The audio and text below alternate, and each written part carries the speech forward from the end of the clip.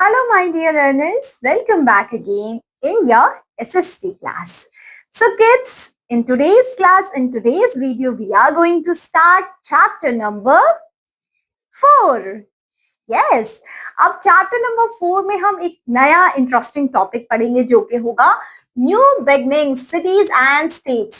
Cities and states कैसे शुरू हुए फॉर्म करना, न्यू बिगनिंग हमारा एंशियंट थोड़ा सा मतलब हिस्ट्री से रिलेटेड, हमारा ये पास्ट से रिलेटेड चैप्टर है as we know.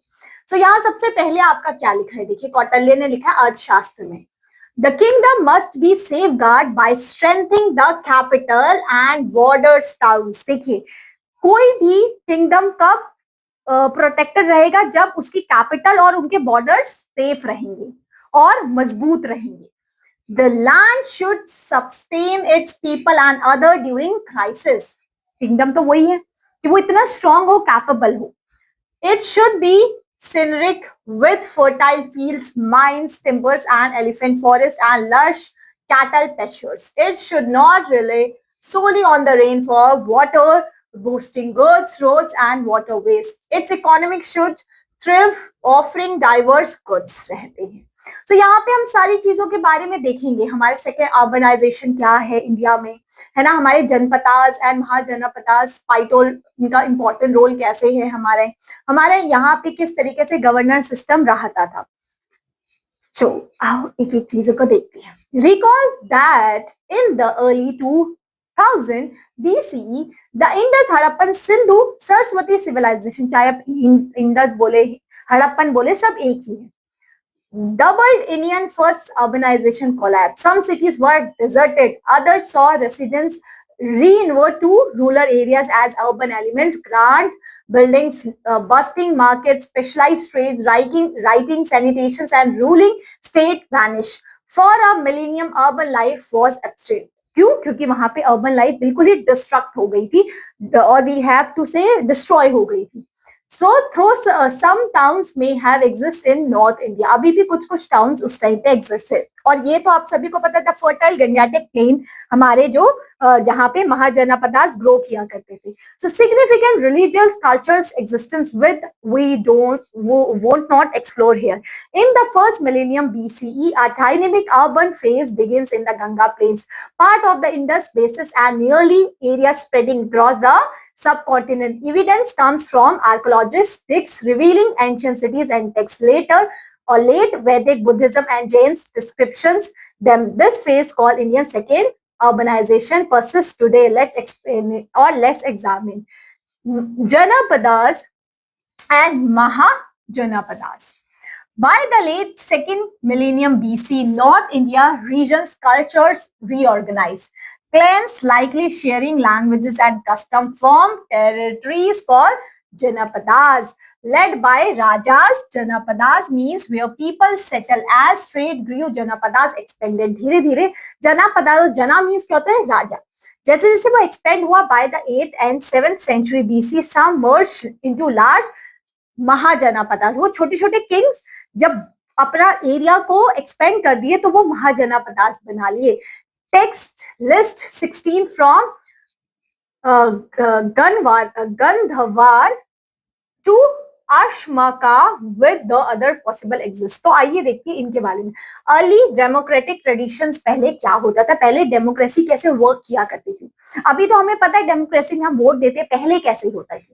Okay, so Janapadas has सभा एंड समिति काउंसिल्स होती थी, यहाँ पे लोग होते थे जो डिसीजन लेते थे इन द टर्म, जैसे अभी हमारे पास पार्लियामेंट है, उस टाइम पे सभा एंड समिति होते थे, likely of elders to discuss claims matters. Rajas ruled with their advice, not arbitrary. Text suggested assemblies could remove unfit rulers through evidences in spares. Of course, उनको रिमूव भी किया जाता था. So महाजनापदास expanded these systems. और इसी system को महाजनापदास से expand किया. Some like Magadha were nomarchies with hereditary kings, taxes, armies, and fortifications. In their political system, the Mahajanapadas expanded the basic principles of Janapadas. Some were in effect monarchies in the sense of the Rajas was ultimately authority supported by ministers and assemblies of elders. His positions was hereditary in the sense of Rajas would usually be the son of the previous one. The Rajas would collected tax or revenue, maintain law. देखिए जो राजा और जो king होते थे, the king would collect taxes or revenue, maintain law and order, gets impulsive fortification built around the capital and maintain army to defend the territory or wage army with the neighboring ones, as the case of B. Magadha, located in parts of Bihar. Magadh जो हमारा है वो आपके बिहार में, आपको सबको पता है ना. तो किंग का रोल रिस्पॉन्सिबिलिटी क्या होती थी? आपकी आर्मी मेंटेन करके रखना, अपने फोर्टिफिकेशन करके रखना. ठीक है. सो यहाँ पे आपको मगध इसका एग्जांपल है. कोसाला जो पार्ट है उत्तर प्रदेश का, एंड अवंती जो पार्ट है मध्य प्रदेश का, were among the most powerful states रहे थे. कौन कौन से देखते? एक तो है मगधा और मगध, और है अवंती मध्य प्रदेश का है ये तो, एंड यूपी का कौन सा है? यूपी का कोसला. ये जगहें उस टाइम पे काफी प्रॉस्पर हो पाई. However, at least two Mahajanapadas, Vaji and the neighboring Mala, has different systems. The Sabha and Samiti led more power and took important decisions through discussions and necessary through vote also. यहाँ पे महाजनापदास में सभा समिति ज्यादा powerful थी. So यहाँ पे surprisingly this include the sections of Rajas. This means that those Mahajanapadas which we call Dhanas or Sanghas were not monarchies. Their functions might be called democratic, since members of the assembly were the ones to elect the rulers, take the major decisions. अब यहाँ पे कुछ innovations हुए थे इस time पे. तो क्या थे? This era transformed India. New thought schools, late Vedic Buddhism, Jain spreads by scholars and pilgrimage, as did art. यहाँ पे हुआ. Iron metallurgy, perfected by the second millennium BC, boosted agriculture and weaponry by the first millennium, enabling urban growth and warfare. Coins, initially silver punch mark, emerged from the trade uses across regions. The age of Mahajanapadas and Mahajanapadas were the age of profound changes which would impact Indian civilization until present time. So यहाँ पे आपने चीज याद रखने में, एक तो जनापदास और महाजनापदास सभा समिति फॉर्म किए जा रहे थे. दूसरी चीज उस टाइम पे किंग होते थे, जब वो और ज्यादा पावरफुल हो जाए तो वो महाजनापदास की तरह फॉर्म हो जाते थे, है ना. और यहाँ के इस टाइम पे क्या क्या चीजें फॉर्म किया गया? आयरन हो गया हमारा, है ना. यहाँ पे आपके टैक्स फॉर्म किए गए. और urbanisation does not happen without technology also. Let us remember that the Harappan civilisation master copper and bronze metrology वहां पे थी. कॉपर एंड ब्रॉन्ज का यूज किया जा रहा था हड़प्पन सिविलाइजेशन में. Now in the second urbanisation a major shift in technologies involve iron. यहाँ पे अब आयरन की तरफ मूव कर गए, ब्रॉन्ज कॉपर की तरफ नहीं. ठीक है. ये चीज चेंज हुआ सेकेंड अर्बनाइजेशन में. In several regions of India techniques of extracting and reshaping iron were actually perfected from the early second millennium BC, but it took a fewer centuries from iron to become a part of daily life. By the late second millennium BC, iron tools had become widespread, facilitating agriculture on a bigger scale. Iron also made better weapons than bronze. और of course second urbanisation में उन्होंने यही चीज सीख ली थी कि कैसे हम वेपन्स फॉर्म कर सकते हैं आयरन का यूज करके. और उन्होंने ये चीज मानी भी कि आयरन क्या है, ज्यादा अच्छा माना और ज्यादा अच्छा है वेपन फॉर्म करने में as compare to bronze and copper. So क्यों? So iron also made better weapons than bronze, lighter and sharper, swords, spears, arrows, and shields, etc. As happened, there is some evidences of warfare between neighboring Mahajanapadas. How frequent or how intense it was, of course, it's impossible to tell. Of course, कैसे हम बताएं? और ये impossible है बताना. क्यों? क्योंकि iron सच में as compared to other metals, they are the one that is the good one. Now we have some वर्णा सिस्टम और जाति सिस्टम जो हमारे इंडिया में था. तो वो क्या है देखिए. सो यहाँ वर्णा और जाति सिस्टम हमारी चार जातियां थी सोसाइटी में, सोसाइटी को 4 जाति में बांट दिया गया था। सबसे पहले हमारे थे ब्राह्मण्स जो बहुत नॉलेजेबल थे, फिर सेकंड आपके क्षत्रियास जो सोल्जर्स वगैरह, ठीक है, वैश्य लोग जो ट्रेड एंड एग्रीकल्चर करते हैं, शूद्रास जो वर्कर्स लोग होते हैं। तो इस तरीके से कास्ट के बेसिस पे 4 हिस्सों में उनको बांट दिया गया था। फिर उसके बाद लिखा है and in an ideal society all those group would compete each others and work in harmony। एक ideal society में means as a good society इन चारों को एक साथ मिलके वर्क करना पड़ेगा। But most of the time these divisions also led to inequality। Some groups acquire more wealth, power or influence than other। Of course चार के बीच में कभी कभी ऐसा होता है कि किसी किसी के पास सबसे ज्यादा पावरफुल आ गई, और ऑफकोर्स जिसके पास ज्यादा पावर आ गई और वो डोमिनेट करने लग गया, अगर उसका डोमिनेटिव नेचर हो गया तो ऑफकोर्स हार्मनी जो थी वो खत्म हो जाएगी, ठीक है। In other words while quality in an ideal that human society have often inspired to, very few if any have ever achieved it। In India the society were organized in a twofold system। One category was jati, a group of community or a people with a specific professional occupation। जाति means कि उसकी professional occupation क्या, उस basis पे हमने बांटा, closely tied to their livelihood, जो वो काम काज कर रहे हैं।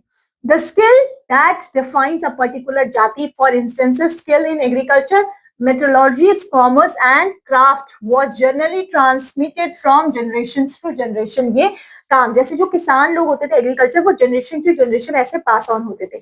Often a jati would get further subdivided into smaller जाति में डिवाइड कर दिया जाता था। अब देखते हैं along with the jati there is another category that of varna, a connect or a concept that emerged from Vedic texts। There were 4 varnas। Brahmins कौन से होते थे, जो क्या करते थे, नॉलेज स्प्रेड करते थे, परफॉर्म करते थे रिचुअल्स को। क्षत्रियस वो क्या किया करते थे, डिफेंड किया करते थे सोसाइटी को, and emerge in warfare if necessary। And Vaishyas कौन से होते थे, जो क्या करते थे, उनका ऑक्यूपेशन ट्रेड का रहता था, बिजनेस ट्रेड वगैरह, एंड जो बाकी के काम हो गए वो हमारे शूद्रास करते थे।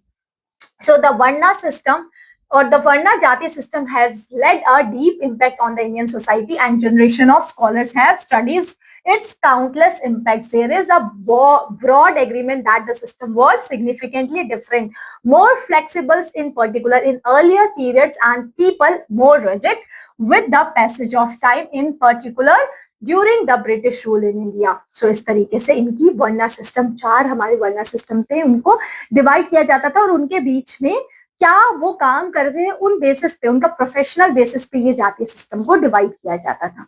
नाउ डेवलपमेंट एल्सवेयर, और क्या क्या डेवलपमेंट इस टाइम पे हुई। By the first millennium BC trade and pilgrimage routes like Uttarapatha and Dakshinapathas connected India. उत्तर टू दक्षिण आप ऐसे याद रख सकते हैं।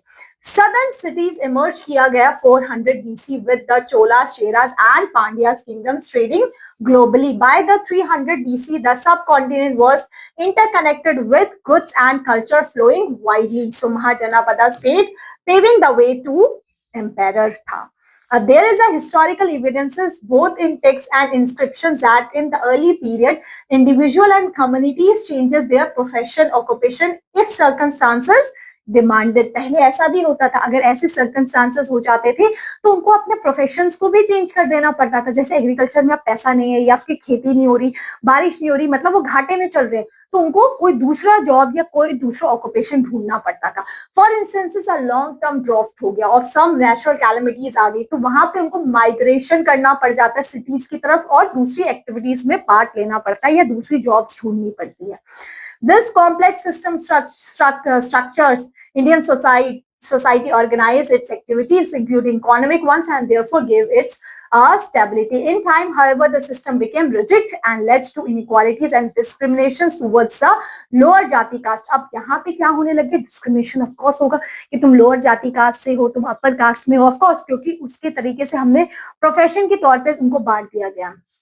अब apart from the archaeological evidences, the most ancient Tamil literature mentioned these kingdoms and several of the kings because of the southern regions and rich in resources as a precious metals यहाँ पे आपको मिलेंगे southern states में।